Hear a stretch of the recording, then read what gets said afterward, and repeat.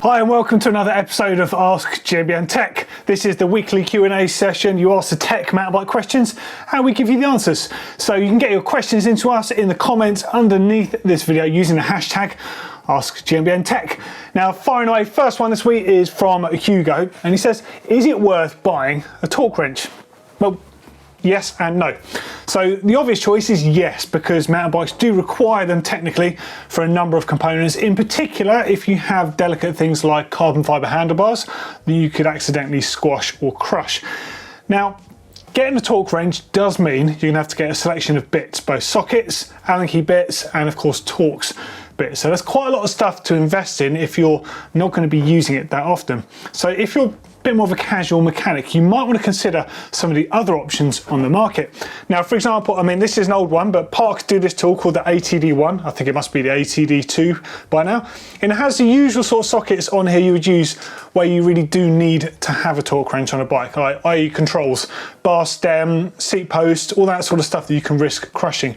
You can adjust the torque on here up to 5.5 Newton meters, I think, no, up to 6 Newton meters, so it will do most things, and it has the bits stored in the actual handle itself. So that is a great all-in-one solution if you don't want to lay out for a full-size torque wrench set. Now, another option, and this one's a bit more trail friendly, is actually my favourite little small tool. Topeak make these little mini ratchets, but they also do them with these little sockets that attach to them, so you can actually check the torque of whatever it is you want to adjust. So in this case, I've got 4mm Allen key in here, and this particular one does 5 Newton meters, and you've got 4 and 6. So really, to be fair, with those three, you can pretty much take care of most things, like stems, for example. And most stems will say on them, say 5 Newton meters, it says on this particular stem, and it says 6 Newton meters on this one here. So you can actually make sure that is safely adjusted using one of these. So we're going to put links to the Park one and the Topeak one in the description underneath. Nice and simple. There's loads of other brands available as well, but they are great products, and I do recommend them, especially if you do have some really fancy, nice, lightweight stuff on your bike, just to make sure things are safe. Now, the next question is actually in response to an Instagram post where I posted a load of pictures asking you all for some questions. This one is from Whistlewick Photography. I think I know who this is, actually. I think he's an old riding mate, if that's who I think he is. Anyway, he says, I'd say Dave Weagle's become one of the greatest influences on bike technology in the industry in the last 20 years. Who do you think without we wouldn't be where we are today? Well, for starters, I completely agree with you with Dave Weagle, massively influential on suspension designs out there. But yeah, there's definitely, I mean, there's probably a video on this, the most influential designers. In fact, I'm going to make that video, but short term, let's give you a few examples. So the first one I would say is Horst Leitner. So Horst Leitner designed the 4-bar linkage, well, the Horst link that makes it a 4-bar. That's the one that's down on the chainstay there. Now, he actually designed this for Specialized, who released it as the FSR link. But whilst designing it for Specialized, I think he pretty much grew impatient of the timescale of things and released his own bikes under the name Amp Research. Now, the Amp Research B2, in fact, there's a shot of it on screen, is my favourite all-time looking retro mountain bike. I just love the elegant lines. Now, he designed this bike. It has a classic 4-bar linkage. He also has a McPherson strut with a shock on there that he designed himself. And he also designed the fork himself, a linkage one, because at the time, pretty much there wasn't much else available on the market. There were things like the RockShox RS1, but there just simply wasn't enough. So he designed a fork, designed a shock, designed a frame, designed a 4-bar linkage, which is used on technically 1, 2, 3, and well, there's a virtual one on there, 4 bikes I have hanging up, and I bet a lot of you out there are still using the 4-bar linkage on your bikes today. One of the most influential designers, I think, without people even realizing it. So he's got to be in there. Paul Turner has to be in there. He gave us the RockShox RS1. Now, of course, the Manitou one did come to market at a fairly similar time, and a few other brands followed. But the fact is, he delivered the RockShox RS1 when people were scratching their heads, wondering if we should have suspension or not. He was like, there it is, get on it, you're going to win races. And people did, and they did, basically. But also, Paul Turner also gave us the Maverick Speedball seat post, a 3-inch drop, telescopic, hydraulic dropper post. Now, at the time, there was another brand on the market called a Gravity Dropper. I forget the model of the post, but they were Gravity Dropper posts. Now, as far as I remember, they used mechanical design. They had a series of holes and had a pin that would go into the hole. Now, although they worked very well, they were really quite clunky. Now, Paul's Maverick Speedball, yeah, it wasn't perfect. It used to clog up, you know, and get a bit nasty when you used it in sand and mud and other stuff. You had to service it the whole time. But the fact is, it was the first elegant looking dropper post and had the little lever under the saddle. But also it later came with a remote control for the bars. That particular design was then bought by Crank Brothers, who released it as the Joplin post with more travel, and they just refined the finish on it so it worked a bit better. But still, over the years, as other people started making dropper posts, that design started, you know, losing interest, and they've since gone on to different ones. But really, he made arguably the first sort of usable, nice looking ones, along with all his Maverick stuff. So Paul Turner's got to be in there. Jeff Stieber. Jeff Stieber was clued up from the very beginning, prototyping bikes himself. And well, he released the Intense M1. So that, although it was a single pivot, the first one, when he used it with the FSR link, or the 4-bar horsed Lightner linkage in there, it became instantly one of the best and most widely used downhill frames. Giant, like Tomac on Giant used them, Mongoose used them, Brian Lopes, Greg Minnaar even won a world championship on a Haro version, pretty much of one of those. There were loads of Intense bikes stickered up, basically as whatever brand the riders are riding for, because downhill bikes were just not a patch on them. So super influential. Let's also not forget that he designed the first sticky rubber riding shoes designed specifically for flat pedals. The Intense sticky rubber shoes had a 510 compound sole that he convinced them to make, which they later released as the Impact under their own name, and then from then on, 510 shoes were everywhere. Now, it was Jeff Stieber that did this, not in a desire to make money from it. He did it because the product needed to be made to change the sport, and it changed it overnight. So that is another reason Jeff Stieber has to be in there. And then let's also not forget the development work he did alongside Santa Cruz when they bought the VPP patent from Outland. Yeah, so he worked with Santa Cruz to release bikes at the same time, but to arguably make the linkage and refine it, put it in a better place, get more out of it. He was working with them for all those years, and he's still doing prototype. It's one of the greatest, like, bloody nice guy as well. Really good on the guitar too. And finally, I would also put Cesar Rojo and Mondraker in there for their pioneering work with the full geometry concept developed in conjunction with Fabian Burrell. Now think about it, we're all at a stage where, you know, we have nice long bikes, 500mm reach. This is in 2021, yeah? Well, they were doing it in 2014. Yeah, so when all other brands were going 2 or 3mm at a time, saying the bikes are a bit longer, a bit slacker, a bit lower, Mondraker would just have 60mm, have that straight in at the deep end, and then never looked back.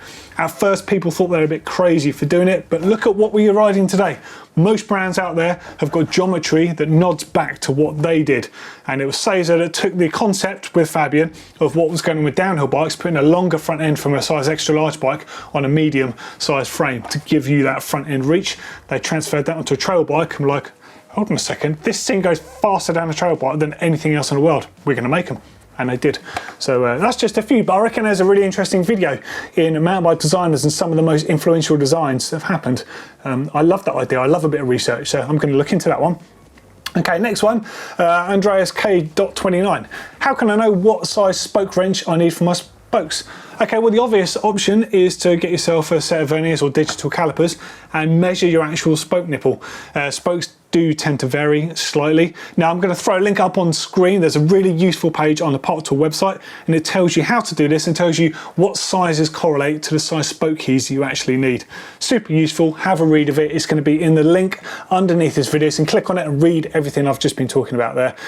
It's far more useful than me trying to show you in the flesh in this little video. Honestly, it's a great read. Next up, a couple of questions in relation to sticky pistons. One from Shane222 says, how can you make the pistons each side of the caliper equal on 4-pots? And the other one from Richie 2.0 says, I've got a piston issue. Guide caliper, I've cleaned the pistons, bled the system, blah, blah, blah, and they're not retracting, basically. So, well, firstly, you could actually, either of you could have a problem with the caliper itself. So the pistons on some calipers, I know this, not just referring to SRAM here, I think this has been an issue on certain other brands as well, where the material on the caliper, on the pistons in the caliper is actually swelled slightly, so you've had problems with retracting calipers. Now, I'm pretty sure Shimano had that issue a few years back, might be quite a lot of years back, I forget now. But check, just in case there is a warranty, both of you on that front. But if not, basically there is a little method you could use. Now if you're doing Shimano, you need to use mineral oil for this, and if you're doing SRAM, you need to use DOT oil. Whatever brake, you need to use the relevant fluid. You basically want to push the pistons out, basically. Use your brake lever to push the pistons out, but not all the way. That's really important. And then clean all around the actual sides of the pistons with the relevant hydraulic fluid, and then push them back in, basically, and then go for a system bleed. And most of the time that does clean it up. Now I don't think I've actually done a video on cleaning pistons and all that sort of stuff, so I'll actually do that one because I think it would be helpful. I've had that problem in the past when there's been nothing wrong with the caliper, so it's fine. But like I said, just double check in case there's a warranty issue. It's going to happen. There's a lot of stuff that's manufactured here and there. Stuff's going to slip through. It's just part of manufacturing, unfortunately. Okay, next one's from Bucket of Crust. Is it true that blue tyres make you faster?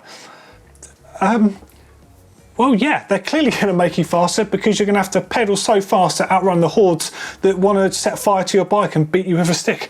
That's the only thing I can think of. Blue tyres, who'd want those? L. Owen. What do you think the future holds for linkage bearing progression? There must be a better solution for the quite limited amount of rotation that's needed that require less maintenance. Yeah, actually, you're seeing some brands doing a combination of bearings and, well, bushing bearings. So IGUS bearings are technically a type of bushing. Perfect example of this is Ibis. So they've got a model called the Ripley. They have the Ripley AF, which I guess is their metal version of the carbon bike. There's a few shots on screen now. Now that uses a DW linkage. Now the bottom linkage doesn't move that much. It's only a small amount it needs to move to achieve what it needs to for the suspension. So they're actually using IGUS bearings on the bottom, or IGUS bushings, because it only moves a tiny amount, and of course that would just wear out ball bearings like really quickly, whereas the upper link moves loads, and they use ball bearings in that link. So they're actually being intelligent about where they spec them. And let's also not forget that the lower link is the one that gets showered in crap off the back wheel, so it's actually a really smart move to have IGUS down there rather than actual cartridge bearings, which do suffer with that sort of spray you get off the wheel.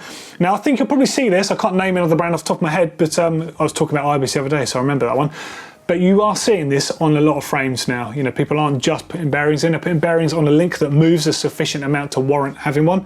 And bearings will be the best for this situation, whereas a bushing or an IGUS style bearing will actually be better for smaller amounts of movement where there's a lot of force on that.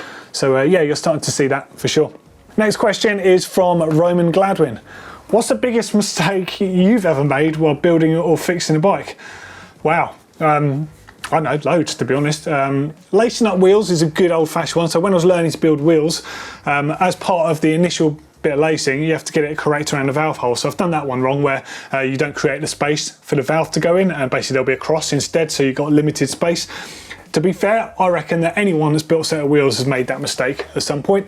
Something I definitely wouldn't do now, I'd be more conscious of it, you know, sort of reverse engineering how to do that. Definitely rounded out countless bolts over the years and snapped bolts as well. I've been guilty back in the day of putting alloy bolts on everything to try and save weight, and of course they always break. Nightmare getting those out. Oh, I did scratch a very expensive carbon bike that I won't name not too long ago. Basically getting out of the work stand, I dropped something as I was removing it from the work stand, whatever it was, took my eye off the bike for a second, and I basically ran the bike, like not ran it, but I sort of moved it against the work stand, put a big gouge in the top tube. That was pretty embarrassing, to be fair.